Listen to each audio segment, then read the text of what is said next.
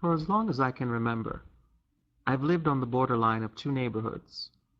As a child, I grew up on the Westbury-Jericho line, and even today, I live on the border of Hempstead and Garden City.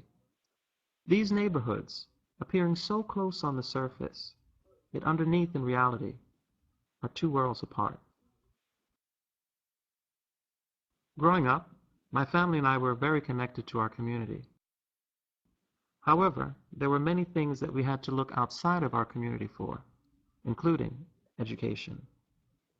I became more aware that these borderlines represented more than just geographical boundaries, but color and class.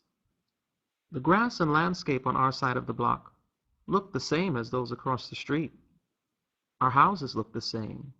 We even drove the same models of cars. And yet, the racial divides were very present. It bothered me that across the street was considered a better school district, where the people who looked like me were in the minority. Yet in my school district, where people of color were the majority, was often referred to as academically struggling and underachieving.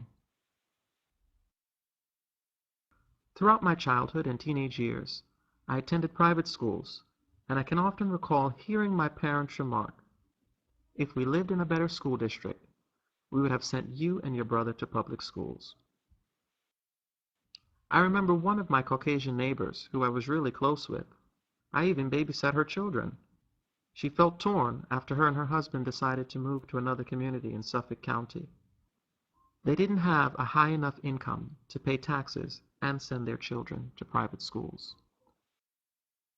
Issues such as this and others that related to living on the border troubled me. It was clear that district zones were based on race, and that there was a disparity in how educational resources were allocated. There will never be change as long as we stay on both sides of the border.